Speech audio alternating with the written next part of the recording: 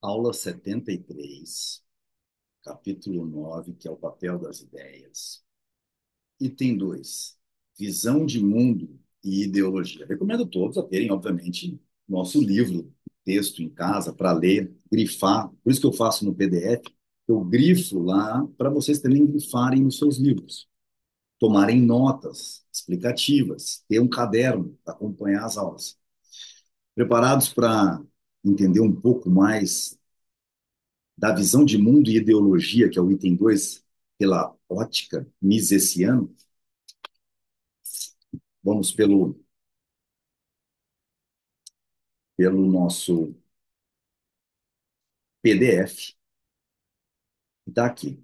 Visão de mundo e ideologia. É um texto razoavelmente grande, tem um subitem que vai se ser gerado um novo vídeo, todo subitem tem um novo vídeo, uma nova aula, mas vamos lá. As teorias que orientam a ação são frequentemente imperfeitas e insatisfatórias. Podem ser contraditórias e, portanto, inadequadas para a ordenação de um sistema amplo e coerente. Então, olha, Mises já começa na visão de mundo e ideologia dizendo o seguinte, que as teorias que nós criamos na nossa vida, que norteiam as nossas ações, são frequentemente imperfeitas e insatisfatórias. Não sabem tudo. Podem ser contraditórias e, portanto, inadequadas para a ordenação de um sistema amplo e coerente. Quantas pessoas, e até mesmo nós mesmos nos vemos sendo incoerentes ao longo das nossas verdades na vida? Se considerarmos como um conjunto coerente todas as teorias que guiam a conduta de certos indivíduos ou grupos e tentarmos ordená-las tanto quanto possível em um sistema, isto é, um corpo abrangente de conhecimento, pode-se qualificar tal sistema de visão de mundo. Então, o que seria visão de mundo? Um sistema que tem um corpo abrangente de conhecimento com teorias que guiam a conduta, né, de forma ordenada. Uma visão de mundo é como uma teoria, como teoria, perdão, uma interpretação de todas as coisas e como norma para a ação, uma opinião quanto à melhor maneira de diminuir o desconforto na medida do possível. Ou seja, então, traduzindo o que é a visão de mundo, de fato, é uma teoria nossa de como se portar de uma maneira geral. Uma visão de mundo, portanto, é, por um lado, uma explicação de todos os fenômenos e, por outro, uma tecnologia. Ambos os termos considerados no sentido mais amplo. A religião, a metafísica e a filosofia visam a fornecer uma visão de mundo, interpretam o universo e aconselham aos homens uma maneira de agir. Então, está aqui a explicação da visão de mundo segundo a ótica, seja da metafísica, seja da religião, seja da filosofia. O conceito de ideologia é menos amplo do que a visão de mundo. Ao nos referirmos à ideologia, temos em mente apenas a ação humana e a cooperação social. Problemas decorrentes da metafísica, de dogmas religiosos ou das ciências naturais, assim como das tecnologias que deles derivam, não são considerados. Então, o conceito de ideologia é menos amplo do que a divisão do mundo. Ao nos referirmos à ideologia, temos em mente apenas a ação humana e a cooperação social, a organização social. Ideologia é o conjunto de todas as nossas doutrinas relativas à conduta, para a conduta individual e para as relações sociais. Então, ideologia são as doutrinas relativas de como nós devemos, indivíduos, ter de conduta para quem? Para toda a sociedade, para nos, para lidar, para tratarmos das relações sociais. Tanto a visão de mundo como a ideologia, vão além dos limites impostos a um estudo neutro e acadêmico das coisas como são na realidade.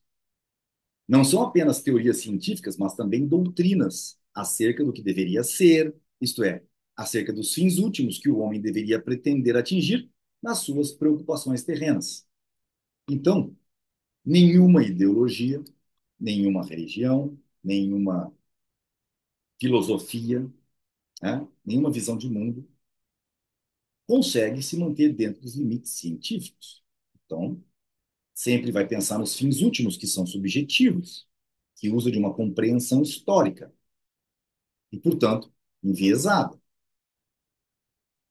O asceticismo ensina que o único meio de que o homem dispõe para remover a dor e atingir a quietude plena, a alegria e a felicidade é a renúncia com as preocupações terrenas e mundanas.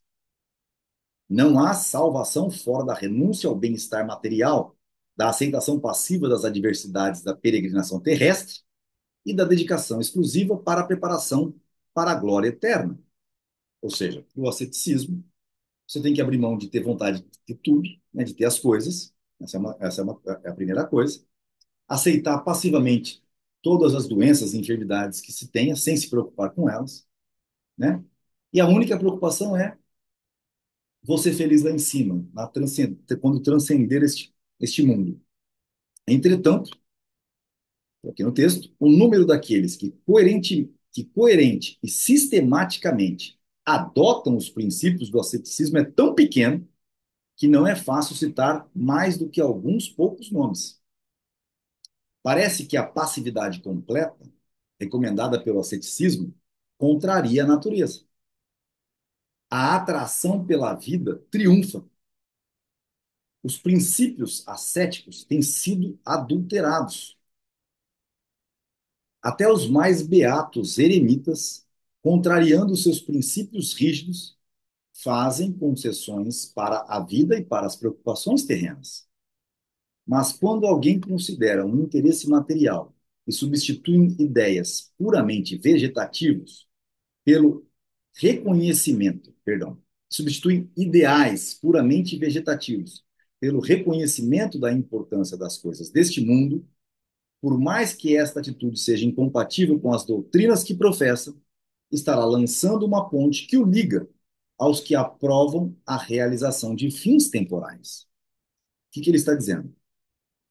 Mas, quando alguém considera um interesse material e subsistem ideais puramente vegetativos, e substituem ideais puramente vegetativos do asceticismo pelo reconhecimento das importâncias das coisas desse mundo, então, nesse momento, por mais que esta atitude seja incompatível com as doutrinas que professa, ele estará lançando uma ponte que o liga aos que aprovam a realização de fins temporais. Ao fazê-lo, passa a ter em comum, passa a ter algo em comum com todas as demais pessoas. Sobre coisas que nem o raciocínio puro, nem a experiência são capazes de elucidar, o pensamento humano pode diferir tão radicalmente ao ponto de impedir a realização de qualquer acordo. Isso que é muito importante. Sobre coisas, e aí é que está os problemas da religião, por exemplo, das guerras religiosas. Sobre coisas que nem o raciocínio puro, nem a experiência acadêmica, científica em laboratório, ou seja, nem as ciências naturais, nem a lógica, nem a matemática, nem a praxeologia. Lembram? Lógica, matemática, praxeologia, ciências naturais. Quando nada pode ser elucidado por essas quatro ciências, o pensamento humano pode diferir tão radicalmente ao ponto de impedir a realização de qualquer acordo sobre uma verdade. Nesta esfera, onde a livre fantasia da mente não sofre restrição, nem do pensamento lógico, nem da experiência sensorial, o homem pode dar razão para a sua individualidade e para a sua subjetividade. Então, nessa esfera, onde nós não estamos nas ciências que a lógica domina, onde vale as nossas considerações subjetivas, o homem pode dar vazão à sua individualidade e à sua objetividade. Nada é mais pessoal, do que as noções e imagens sobre a transcendência. Os termos da linguagem são incapazes de transmitir o que é dito sobre o transcendente. Ninguém pode afirmar que aquele que escuta lhes atribui o mesmo sentido que lhes é atribuído por aquele que fala. Isso é um ponto forte. Os termos da linguagem são incapazes de transmitir o que é dito sobre o transcendente. Ninguém pode afirmar que aquele que escuta lhes atribui o mesmo sentido que lhes é atribuído por aquele que fala. Forte demais. Em relação a coisas que estão além da compreensão, não pode haver acordo. As guerras religiosas são as mais terríveis, porque são empreendidas sem qualquer perspectiva de conciliação. Mas quando se trata de coisas terrenas, na afinidade natural de todos os homens e a identidade das condições biológicas necessárias para a preservação da vida entra em cena. A maior produtividade da cooperação sob a divisão do trabalho torna a sociedade o principal meio de que dispõe qualquer indivíduo para atingir seus próprios fins, quaisquer que eles sejam. Então, quando se trata de coisas terrenas, a afinidade natural de todos os homens e a identidade das condições biológicas necessárias para a preservação da vida entram em cena. A maior produtividade da cooperação sob a divisão do trabalho torna a sociedade o principal meio de que dispõe qualquer indivíduo para atingir seus fins, quaisquer que eles sejam. E é por isso que nasce, por uma ordem espontânea, a sociedade. A manutenção da cooperação social e sua progressiva intensificação tornam-se do interesse de todos. Qualquer visão de mundo e qualquer ideologia que não estejam inteiramente e incondicionalmente comprometidas com a prática do asceticismo e com a reclusão anacorética devem prestar atenção ao fato de que a sociedade é o grande meio para atingir os objetivos temporais. Fato, o fato, ao fato de que a sociedade é o grande meio para se atingir objetivos temporais. Sendo assim, surge uma base com a qual se deve partir para resolver os problemas secundários e os detalhes da organização da sociedade. Por mais que as várias ideologias sejam conflitantes entre si, estarão sempre de acordo numa questão: a convivência, a conveniência de se manter a vida em sociedade. Então, ninguém quer destruir toda a sociedade.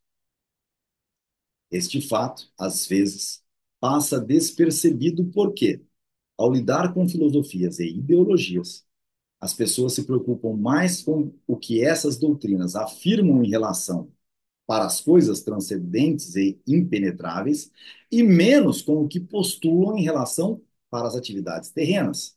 Lerei de novo.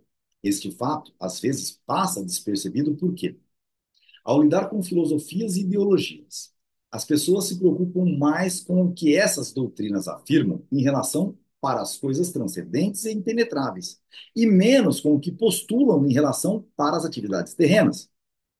Entre as várias partes de um sistema ideológico, frequentemente existe um abismo intransponível. Para o agente homem, somente os ensinamentos que resultam em preceitos de ação têm realmente importância, e não as doutrinas puramente acadêmicas, que não se aplicam no quadro da cooperação social. Podemos deixar de considerar a filosofia do asceticismo como consistente e inflexível, uma vez que tão rígido asceticismo resultaria necessariamente na extinção de seus adeptos. Então, Mises aqui coloca: vamos deixar de considerar a filosofia do asceticismo, né, como consistente e inflexível. Por quê? Porque se as pessoas que fossem para o asceticismo, elas não vão ter filhos, elas não vão fazer nada, elas vão simplesmente esperar a morte de forma passiva, então elas se extinguem por si só.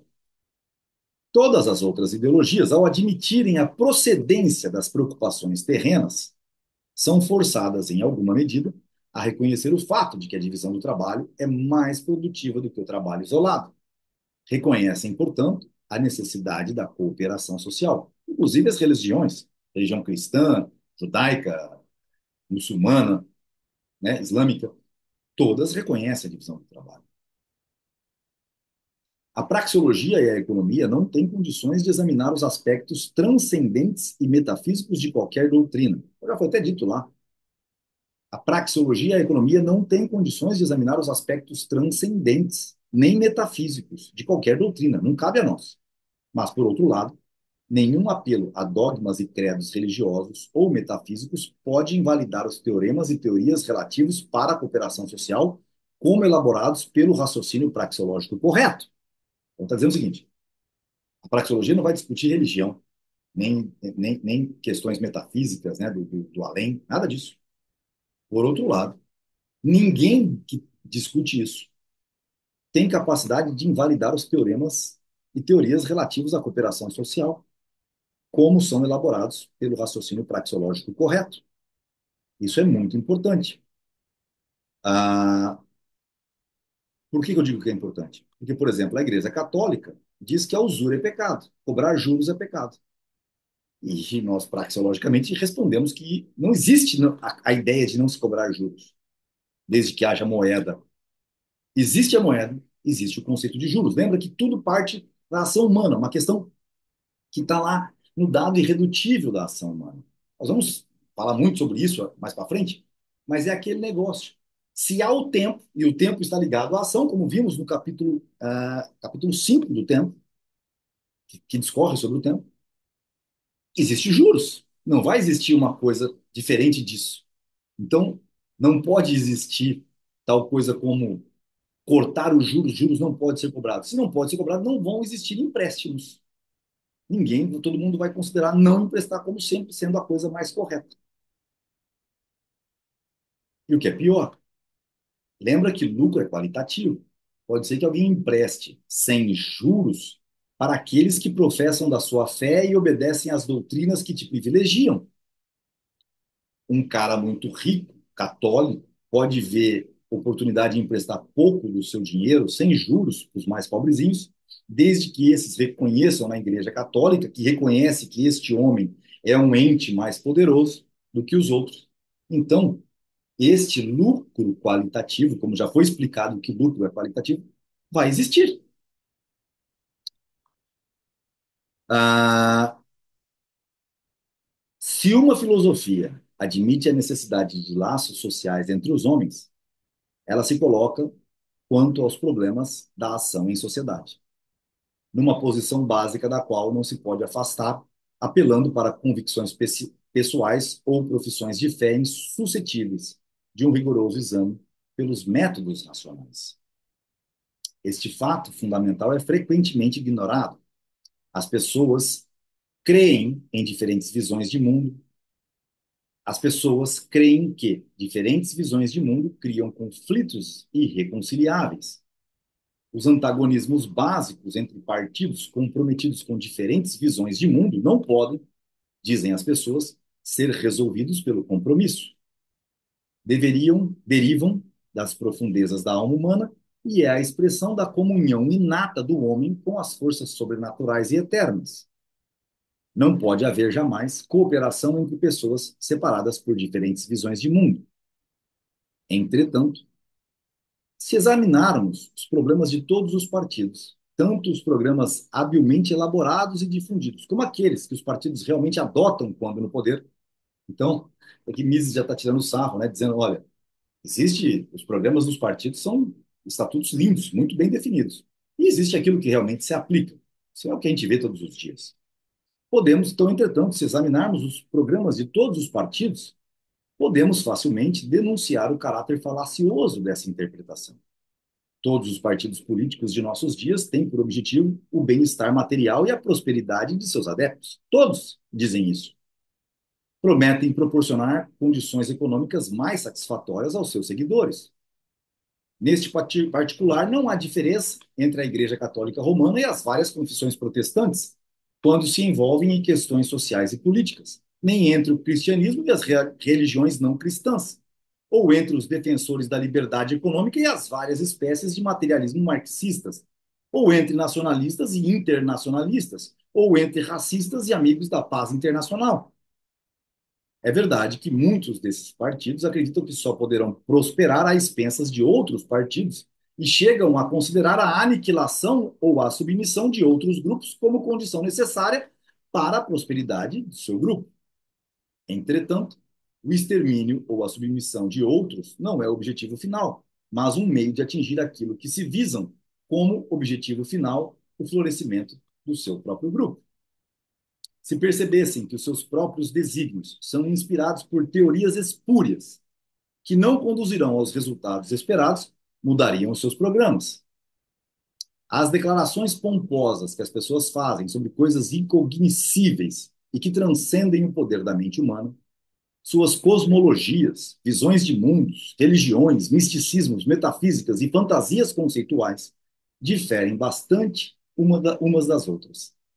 Mas a essência prática de suas ideologias, isto é, seus ensinamentos relativos aos fins a serem atingidos na vida terrena e os meios para a consecução desses fins, mostram muita semelhança. Existem, sem dúvida, diferenças e antagonismos em relação tanto aos fins quanto aos meios. Entretanto, as diferenças em relação a fins não são irreconciliáveis. Não se opõem para a cooperação e ao ajuste amigável no campo da ação em sociedade. Na medida em que as divergências sejam apenas de meios e modos, são de caráter técnico como tal, passíveis de exame por métodos racionais. Quando, no calor de conflitos partidários, uma das facções declara: não podemos prosseguir nossas negociações com você, porque estamos diante de uma questão que afeta a nossa visão de mundo, neste particular devemos ser inflexíveis e fiéis aos nossos princípios. Haja o que houver, basta examinar o assunto mais detidamente para perceber que o antagonismo não é tão sério como parece. De fato, para todos os partidos comprometidos com a promoção do bem-estar material das pessoas e, portanto, em favor da cooperação social, questões de organização social e da condução da ação em sociedade não são problemas de princípios fundamentais nem divisões de mundo, mas apenas questões ideológicas. Não são problemas técnicos em relação ao qual algum acordo é sempre possível. Nenhum partido preferiria deliberadamente a desintegração social, a anarquia e o retorno ao barbarismo primitivo, em vez de uma solução que custasse o sacrifício de algum aspecto ideológico. Nem, num programa partidário, estas questões técnicas têm certamente uma grande importância. Um partido está comprometido com certos meios, recomenda certos métodos de ação política e rejeita inteiramente todos os outros métodos e políticas por julgá-los inadequados. Um partido é um corpo que reúne homens desejosos de empregar os mesmos meios de ação. O que diferencia os homens e forma os partidos é a escolha dos meios. Portanto, para o partido como tal, os meios escolhidos são essenciais. Um partido acaba se a inutilidade dos meios que recomenda se torna evidente, a menos no Brasil, porque muda-se a profissão, né, de professar os meios, né, porque o próprio partido é um meio para se ganhar dinheiro. Os líderes partidários, cujo prestígio e carreira política estão ligados ao programa do partido, pode ter amplos motivos para recusar a discussão aberta de seus princípios. Pode atribuir-lhes o caráter de fins últimos, que não devem ser questionados por estarem baseados numa visão de mundo. Mas para as pessoas, em nome de quem os líderes partidários pretendem agir, para os eleitores que eles desejam atrair e cujos votos cabalam, as coisas se apresentam de outra maneira. Essas pessoas não fazem objeção a que se examine cada ponto do programa partidário. Consideram tal programa apenas uma recomendação de meios a ser usado para atingir os seus próprios fins, qual seja o bem-estar na Terra.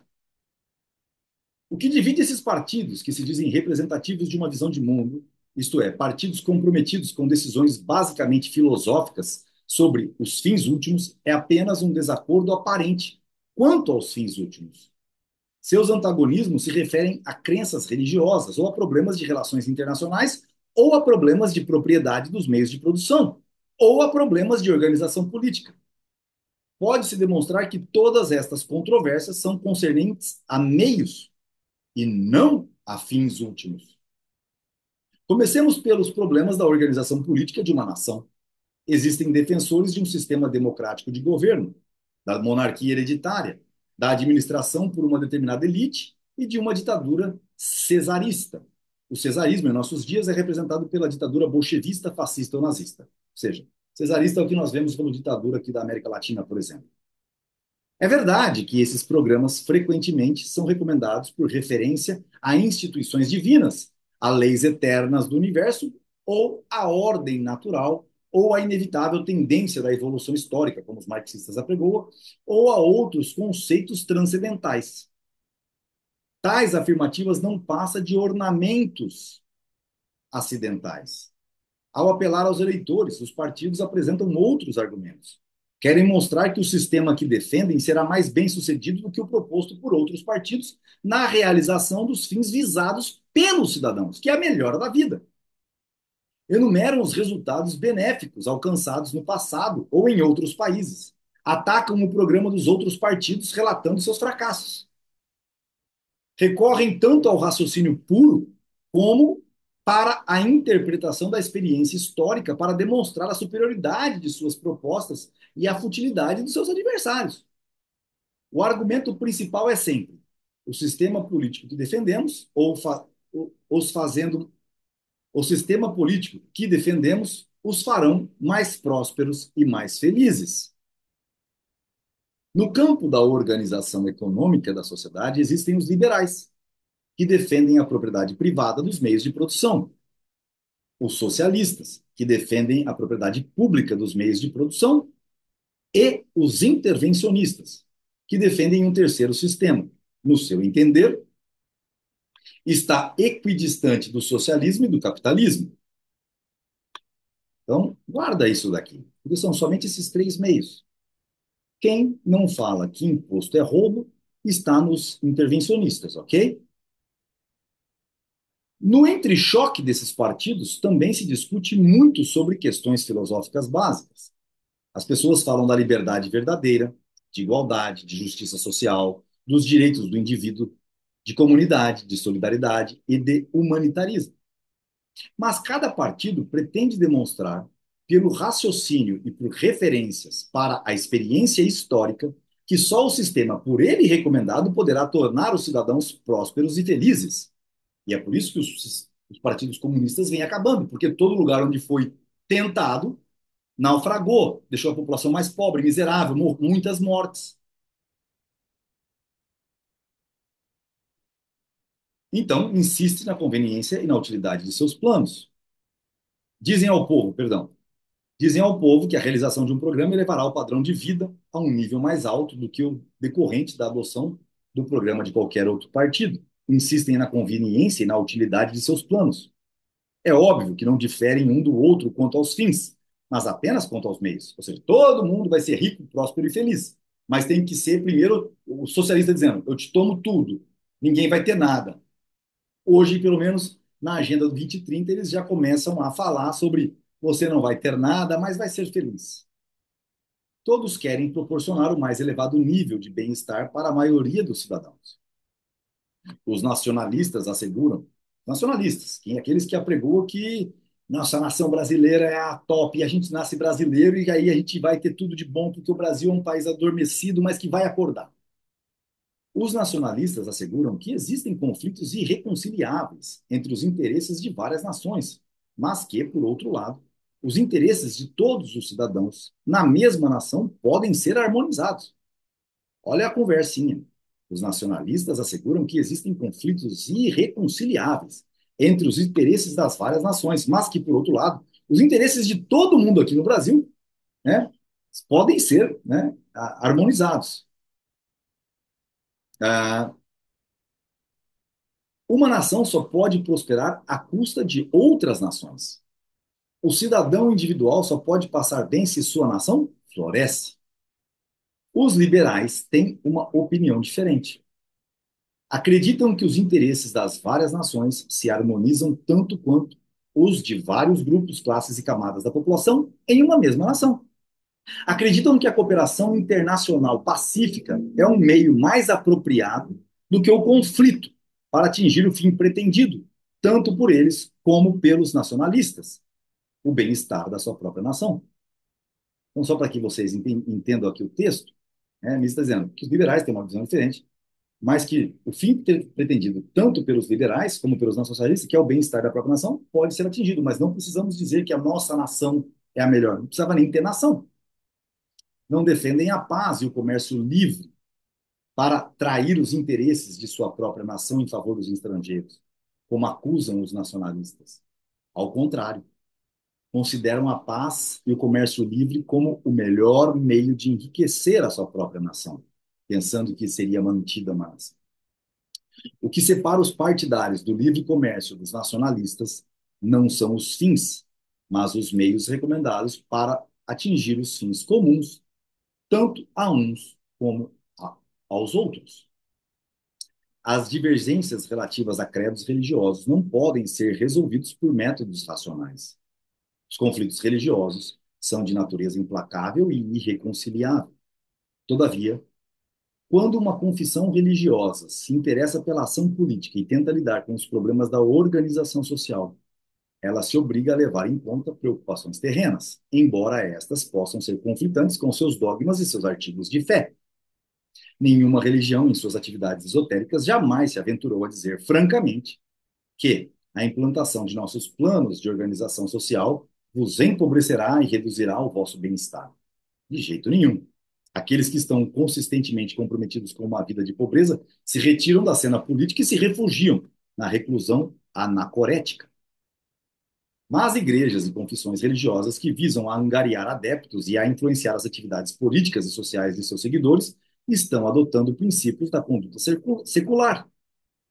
Ao lidarem com as questões da peregrinação terrestre do homem, são praticamente iguais a qualquer outro partido político. Ao solicitar apoio, enfatizam mais do que a glória eterna. Enfatizam as vantagens materiais que prometem conseguir para seus companheiros de fé. Somente uma visão de mundo cujos adeptos renunciassem a toda atividade terrena, qualquer que ela fosse, poderia negligenciar a importância das comunicações racionais que provam ser a cooperação social o grande meio para atingir todos os objetivos do homem. Uma vez que o homem é um animal social que só pode prosperar em sociedade, todas as ideologias são forçadas a reconhecer a importância primordial da cooperação social. Necessariamente visam a mais satisfatória organização da sociedade e necessariamente aprovam a preocupação do homem em aumentar o seu bem-estar material. Portanto, todas as ideologias se colocam sobre o mesmo terreno, que lhes é comum. O que as distingue uma das outras não são as visões de mundo nem as questões transcendentes e insuscetíveis de um exame racional, mas sim os meios e caminhos que escolhem. Tais antagonismos ideológicos podem ser meticulosamente examinados pelos métodos científicos da praxeologia e da economia. E assim a gente encerra este item, este item 2, que tem um subitem que nós estamos vendo aí, que vai ser a próxima aula, a luta contra o erro.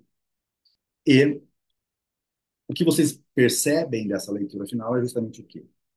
Que todos os partidos políticos têm como visão de mundo, como fim último, fazer a prosperidade e a riqueza do seu. Ninguém chega lá e fala, vou deixar você mais pobre. Vocês vão ficar mais pobres. Nós vamos... Ninguém fala isso. Quando falam, falam que alguma parte da sociedade vai ficar mais pobre para que essa outra parte maior, que vai ter mais votos, vai ficar mais rica. E esse é o ponto-chave dessas mentiraiadas todas. Todas as teses, quando são olhadas minuciosamente pelo raciocínio lógico da praxeologia da economia, caem por terra, se não for, de fato, o liberalismo conforme nós apregoamos, que pode ser visto como algo que diminui o Estado, diminui o poder daqueles políticos que gostam de ter o poder. Tá certo? Vamos então para a próxima aula. Muito obrigado pelos aqui por esse longo período. Essa foi uma aula cumprida.